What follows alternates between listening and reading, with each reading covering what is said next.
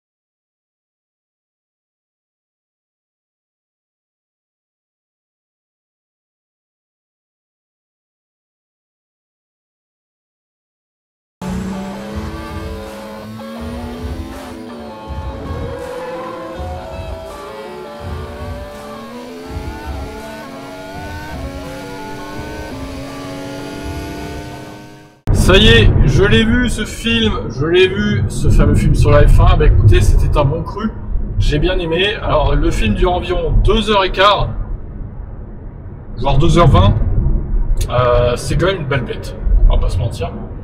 Mais ça passe vite, mine de rien, ça passe vite. Il y a beaucoup de scènes sur les Grands Prix, il y a un peu de scènes de dialogue en Grand Prix évidemment. Mais voilà, globalement, on voit pas le temps passer. Alors dans cette vidéo, je vais essayer de ne pas vous spoiler. J'essaierai de refaire une vidéo sur Type F1 où je spoil intégralement le film avec l'histoire entière, etc. Je vais essayer de trouver ça sur Wikipédia ou sur d'autres sites qui racontent toute l'histoire. Je pense que ça devrait se trouver d'ici peu. Mais bon, là on va rester à peu près sans spoil. On va rester évasif sur l'histoire, etc. Bon, très bien filmé, hein, les scènes de course, c'est bluffant, franchement. Les Apex GP sont intégrés dans les Grands Prix, donc c'est la saison 2023. Hein. D'ailleurs, ça fait un peu bizarre de voir Hamilton encore chez Mercedes, Sainz chez Ferrari, du coup. C'est vraiment le line-up 2023. Et vu qu'on est 2 ans plus tard, bon, forcément, s'il était sorti l'année dernière, ça aurait moins choqué. Mais là, ouais, du coup, ça paraît un peu bizarre. Mais bon. Bref, ils ont pris du retard avec ce film, hein, de toute façon, voilà. Il y avait du boulot à faire, donc c'est pas grave. De toute façon, la Formule 1 et les transferts, ça va, ça vient. C'est jamais pareil, c'est pas non plus hyper grave, mais bon. Soit dit en passant, c'est très impressionnant de voir les Apex GP, comme je disais, donc intégrées dans les courses, alors qu'elles n'ont pas fait les courses finalement. Elles ont juste, elles ont filmé, elles se sont filmées effectivement, disons dans le tour de formation et encore à Silverstone. Elles ont pas pris part au tour de formation, il me semble pas. Hein. Donc les voir intégrer aussi bien, aussi réalistiquement aux courses, c'est vraiment impressionnant, je trouve. Après voilà, que dire d'autre sans spoiler, bande son très bonne également, musique bien intégrée selon la situation. Les acteurs, bon, Brad Pitt, je crois qu'il a plus rien à prouver, hein, au bout d'un moment, voilà, on va dire les choses. Alors, l'acteur qui joue son équipier, son jeune rookie d'équipier, je l'ai pas trouvé transcendant pour être honnête. Après, c'est un acteur qui débute, donc voilà, on va lui laisser faire ses armes aussi. Par contre, je trouve son personnage assez détestable à cet acteur là qui joue l'équipier de. Alors moins sur la fin du film, peut-être sans spoiler, mais au début, j'avais envie de lui foutre des claques en fait, très clairement. C'est le GOAT, hein, Brad Pitt, un des GOAT du cinéma hollywoodien, donc voilà, il n'y a plus rien à prouver. Mais puis les autres acteurs, hein, ouais, écoutez, rien de plus à dire, ils ont fait le boulot. Hein.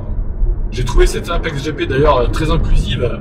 Il y avait des femmes, des blacks, des blancs, il y avait de tout. Hein. Franchement, ils ont fait exprès. Hein. De toute façon, je pense que c'était voulu par les producteurs, notamment par Lewis, qui voulait une équipe inclusive avec plein de monde différent.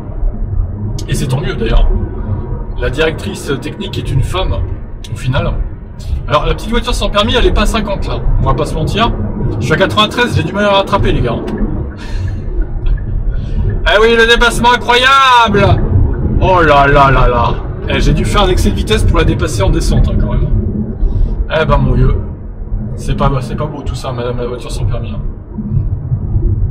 Voilà, voilà. Bon, écoutez, que dire d'autre c'est dur de vous en parler sans spoiler, en fait. Vraiment, sans spoiler l'histoire. Ce que je peux dire, autrement, c'est que j'aurais quand même aimé voir un peu plus impliquer les vrais pilotes de F1. À part des plans sur eux, honnêtement, voilà, c'est des PNJ en fait, dans le film, très clairement.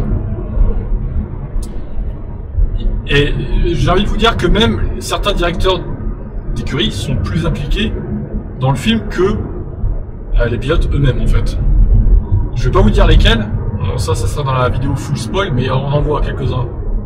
Donc voilà. Par contre les pilotes effectivement, bah, voilà, c'était des PNJ, des acteurs secondaires, vraiment, ils étaient là parce qu'ils faisaient le nombre en fait. Ils étaient là parce que c'était des pilotes et c'est tout. Ils ont eu aucun rôle dans le film. Si vous vous demandez ça, bah sachez qu'ils ont eu aucun rôle dans le film en tout cas. Voilà, voilà. Bon. Les défauts, il y en a peut-être quelques-uns.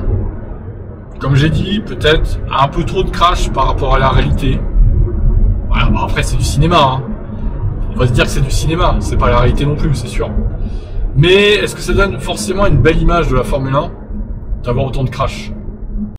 Alors maintenant, grande question, est-ce que je vous conseille d'aller voir ce film? En tant que fan de F1, quand même, vous devez aller le voir, voilà.